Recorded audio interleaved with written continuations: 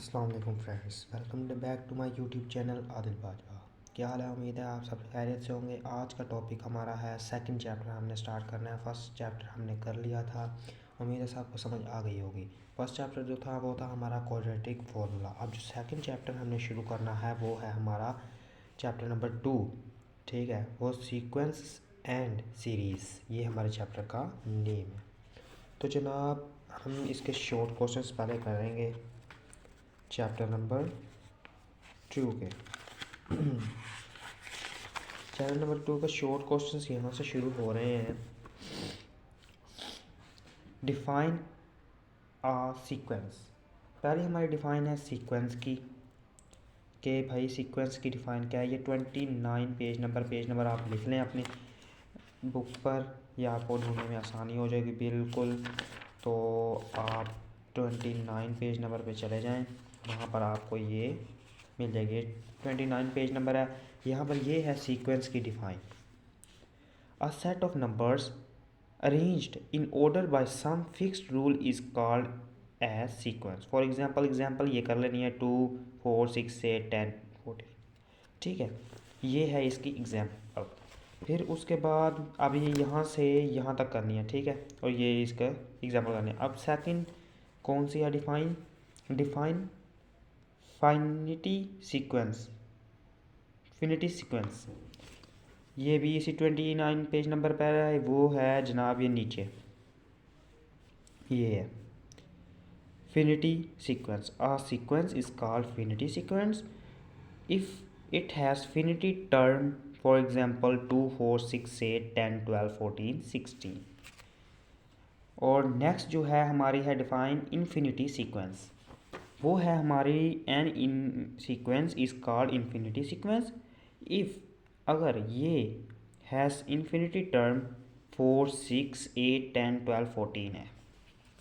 और नेक्स्ट जो हमारी है वो है डिफाइन कॉमन डिफरेंस की। कॉमन डिफरेंस की जो हमारी है वो है पेज नंबर 30 पर, ये है, ठीक है। The fix number is about definition is called common difference if it is denoted by d. It is obtained by subtracted in the preceding term from the next term an minus 1 dot n greater than 1। ये इसकी नीचे example, ये भी example कर सकते हैं आप, ये भी एग्जाम्पल कर सकते हैं 2 4 6 8 4 सो ऑन, ठीक है। तो जनाब अब हम शुरू करते हैं हमारा फर्स्ट क्वेश्चन, जो कि है जनाब क्वेश्चन नंबर हमने 1 भी कर लिया, इसकी डिफाइन थी 2 भी 3 भी 4 भी, अब 5। Right the nth term of arithmetic progression, ठीक है। इसकी हमने करनी है, क्वेश्चन करना है। तो जनाब ये आपको मैं, ये जनाब है क्वेश्चन नंबर 5, ठीक है। तो आप ये देख सकते हैं द nth टर्म, हमने इसका आंसर, ये भी डिफाइन है एक किस्म की, जो हमने डिफाइन मैं आपको लिखवा रहा हूँ उस तरीके से करनी है आपने। The nth terms of an A P is n is equal to A1 plus n minus 1 d, comma, ये है एक फॉर्मूले की तरह है। ये हमारा नेक्स्ट क्वेश्चन में ये फॉर्मूले हमारे काम आएंगे, ठीक है। सीक्वेंस की तरह है, जो सीरीज़ हमने हमारा चैप्टर है, ठीक है ना, सीक्वेंस एंड सीरीज़। तो जनाब ये फॉर्मूले आपको मैं फिर भी लिखवा रहा हूँ, फॉर्मूले मैं आपको लिखवा देता हूँ, आप अच्छी तरह से उनको देख लें, याद कर लें। ये फॉर्मूले आपको आएंगे जो मैं आपको लिखवाऊंगा, तो नेक्स्ट क्वेश्चन होंगे, वरना आपको बिल्कुल ना क्वेश्चन की समझ आएगी ना आपसे नेक्स्ट क्वेश्चन होने हैं। तो जनाब मैं फॉर्मूला आपको लिखवा देता हूँ। तो जनाब ये है फॉर्मूले। ये फॉर्मूले 3 किस्म के फॉर्मूले हैं, ठीक है।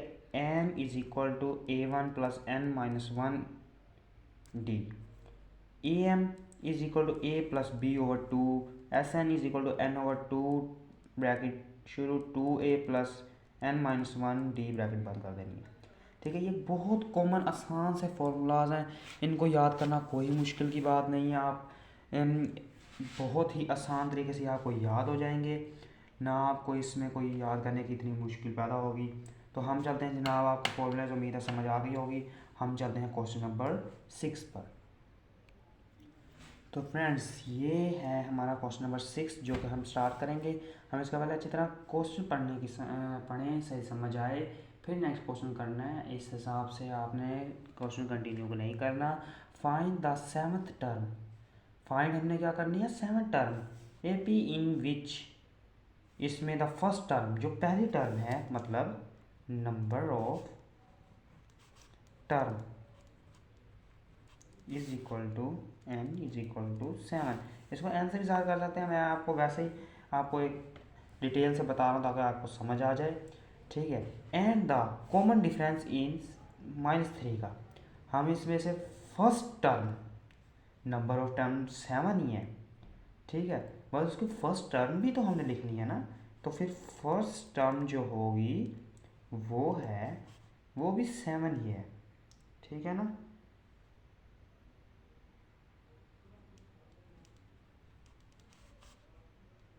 जिसको हम A1 का नाम देंगे। फिर उसके बाद हमारा क्या है, डिफरेंस इन -3, जो हमारा कॉमन डिफरेंस है,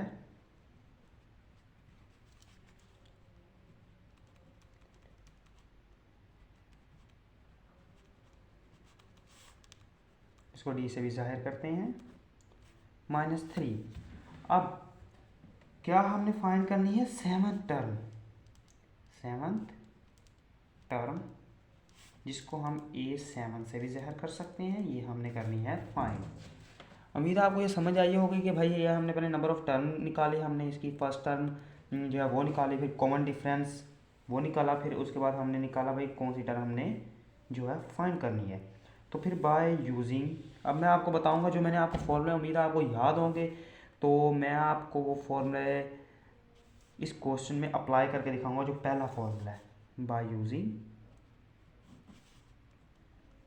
आप ये ऐसे जो मैं ये लिखता हूँ ना फॉर्मूले बाय यूजिंग इंग्लिश में, तो ये आप ज़रूर लिखा करें, क्योंकि इससे आपके पेपर्स में जो मतलब आपको आपके पेपर्स चेक करेगा या करेगा, उसको पढ़ेगा जो भी है, तो वो आपके ये जो आप लिखते हो इस पे उसका इम्पैक्ट एक पड़ेगा कि भाई बच्चा जो है वो एक काबिल तरीन है, ज़हीन है, तो वो ये करके आया, पूरी डिटेल से कर पाया है, उनको समझ सही लगेगी। आप ये ज़रूर लिखा करें, आप इसको शॉर्ट ना किया करें। ये मैथ के क्वेश्चंस हैं, ये कोई इंग्लिश वगैरह के नहीं हैं जो कि आप शॉर्ट करके उनको समझा के आ जाओ, इस हिसाब से नहीं होता।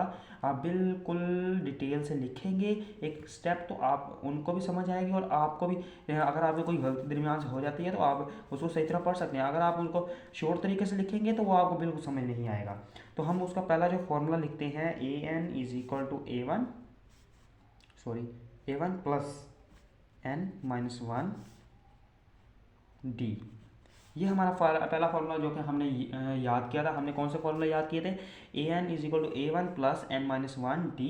और दूसरा जो फॉर्मूला था वो हमने याद किया था AM is equal to A plus B over 2। और जो तीसरा फॉर्मूला था वो था SN is equal to N over 2 N2A plus N-1 D। तो जनाब ये है हमारा फॉर्मूला। तो इसके ऊपर हमने ये क्वेश्चन अप्लाई करना है। AN नंबर ऑफ टर्म 7, ठीक है। A1 हमने फर्स्ट टर्म जो थी वो हमने किसको कहा था, 7 को। 7 नंबर ऑफ कॉमन जो नंबर ऑफ टर्म जो है, ठीक है, वो क्या है 7 -1, वैसे का वैसे है। D कॉमन डिफरेंस उसको D से जाहिर किया करते हैं, मैंने आपको कहा था, ये है -3।